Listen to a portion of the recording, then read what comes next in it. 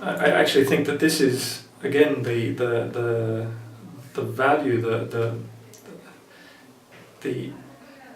special characteristic of being a global communion of churches.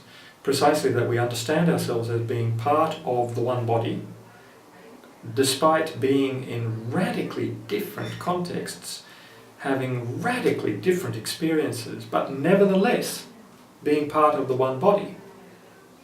And the interesting exchange that takes place between the members of that one body, based upon their different experiences, the different sensations that they have, is to my mind an incredibly exciting and productive exchange, from which we can mediate not only mutual understanding, but also a common response to different challenges in different contexts.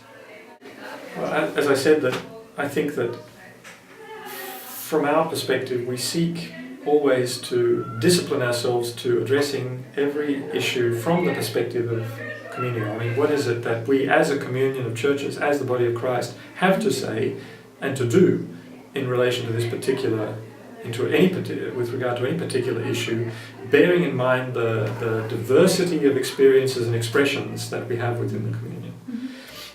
Now, on the issue of debt, I think the reason why we're so excited about taking up this discussion in the context of Iceland is precisely because Iceland is such a radically different context from, for example, Tanzania or Liberia or Ecuador or Bolivia.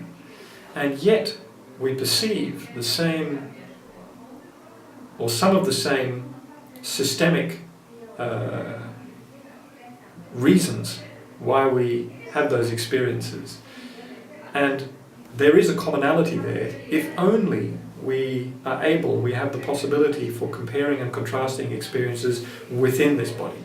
So we have an assembly coming up under this theme of Give Us Today Our Daily Bread, where if we apply the Lutheran explanation of daily bread, we see that we're talking also about governance issues.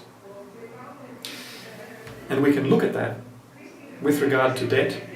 We can see how that has been experienced in Liberia. We can hear how it's been experienced in Iceland and in other contexts, north and south, different levels of development, but the same or very similar systemic challenges raised. Ethical challenges, fundamentally ethical challenges. How are we going to respond to that as a body of Christ, based upon our fundamental faith principles and our ethical values? That's a fantastic and very exciting opportunity that we're presented with very rarely in the life of the LWF. Once every 6 or 7 years. Fantastic opportunity. Very exciting. Something we're really looking forward to.